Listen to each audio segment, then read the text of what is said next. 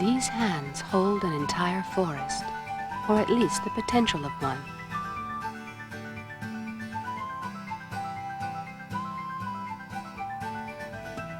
Imagine this seed, the size of a grain of sand, growing into a tall, magnificent pine.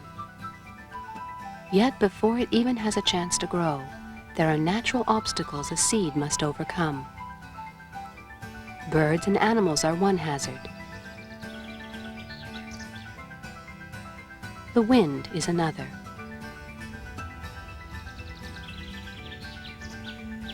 A seed landing on rocks will have a tough time putting down roots and will probably die. If it falls into the shade, the sun won't be able to reach it, and it will also die. Many seeds will be simply carried away, never to land on fertile soil. And so, conditions must be just right for a seed to even have a chance to grow to maturity. Yet, our trees provide us with so many benefits: pleasure, recreation, the opportunity to observe the natural world.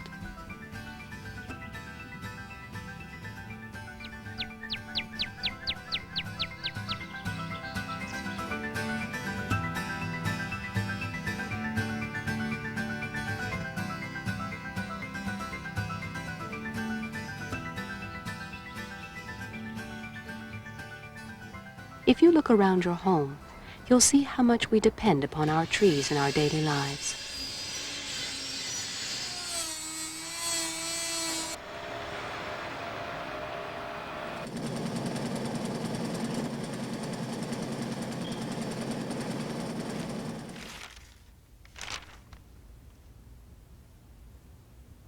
All this starts with a tiny little seed. Here, at the Ontario Tree Seed Plant in Angus, seeds are collected from across Ontario. Seeds that will eventually go back out to reforest areas that have been harvested or burnt by forest fire.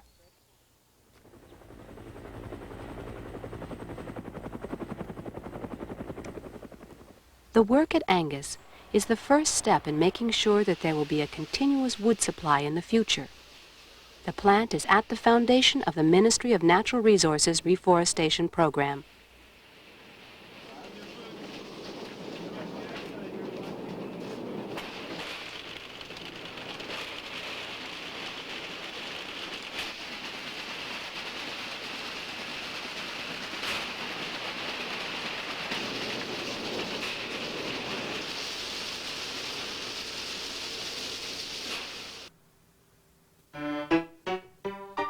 Back in 1923, the tree seed plant was established with an eye towards the future.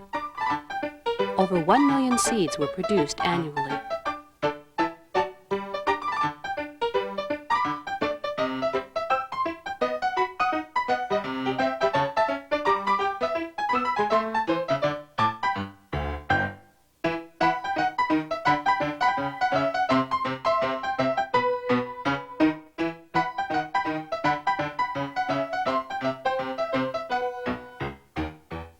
The seeds that were planted back then are only now reaching maturity. Seeds being produced today will not become mature trees for decades to come. This state-of-the-art facility extracts, cleans, and stores 41 species of tree seed.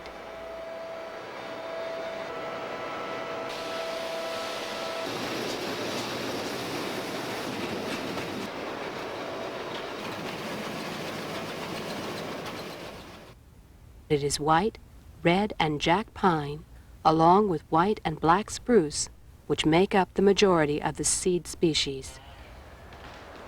Cones are collected from across Ontario. Trees have good and bad crop years.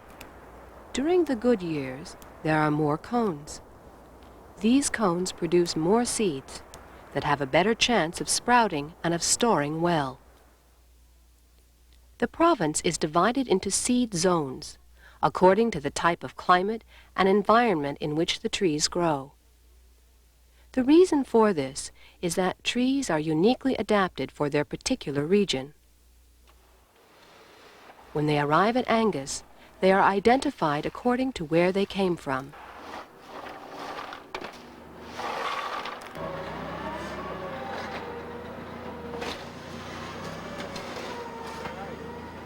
From the cone, through cleaning, testing, and storage, this identification follows the seeds throughout the entire process.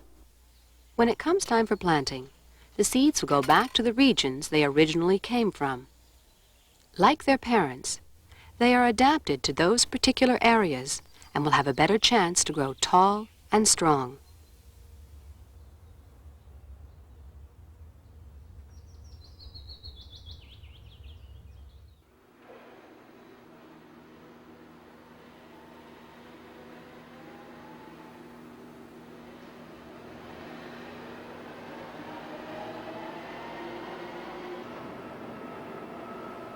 From the plant's receiving area, a specially designed robot places cones into a hopper.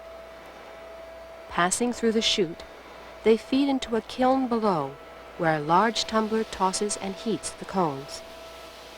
This causes the cone to dry out and expand, releasing the seeds within. In nature, the wings on the seed act like birds' wings, carrying it on the wind. But they're just extra baggage for artificial seeding, and so are removed by a machine appropriately called a de-winger. The little bits of twig and other debris are also removed. A scalper screens out first the large pieces, then works on smaller debris. The seeds then go into a drying cabinet for 24 hours. The moisture in a seed has to be reduced so that it will survive freezing and storage.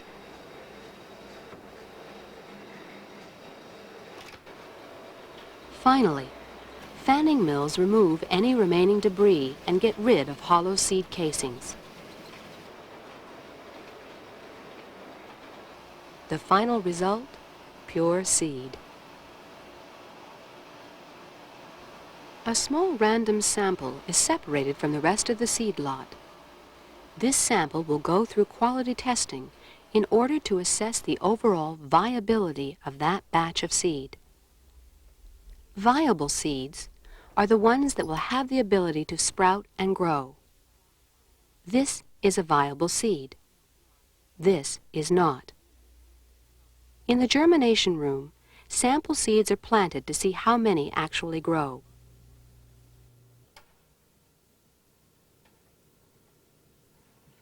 Technicians also test for purity, that is, that the seeds are free of debris.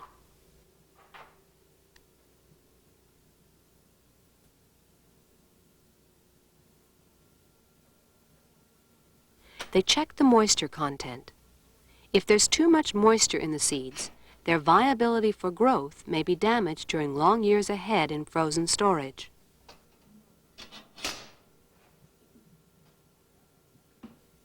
The rest of the seeds are prepared for freezing. Airtight containers are marked with the seed's identification, their age, and where they came from. The large walk-in freezers contain 10 billion seeds. That's more than 2 seeds for every person on Earth. It's a major investment, both in dollar value and in its potential to grow new forests. It's important for the seeds to remain frozen so they won't germinate or sprout until it's time for the seeds to be planted. The seeds remain here at the Ontario Tree Seed Plant until ministry nurseries, greenhouses, or private growers ask for them.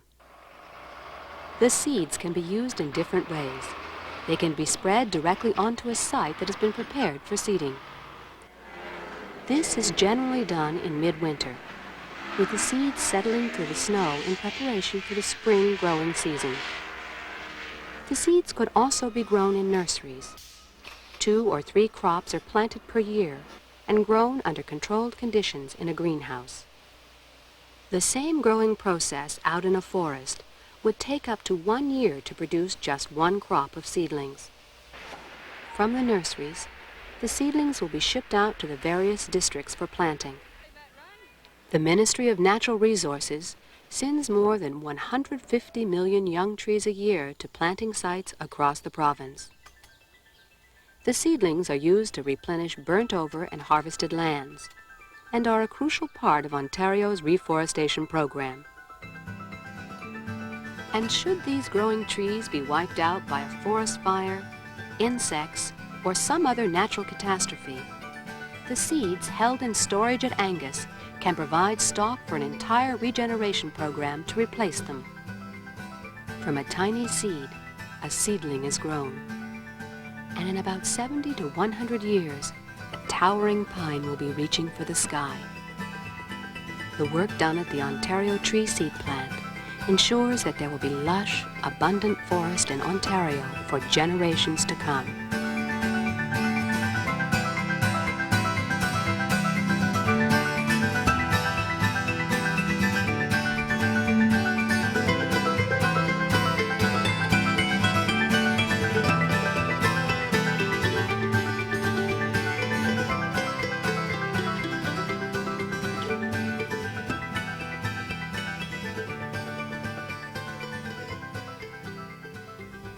For additional videos on the Ministry of Natural Resources Reforestation Program and Forest Management, please contact the Audiovisual Unit, Room 5440, Whitney Block, Queen's Park, Ontario, M7A 1W3.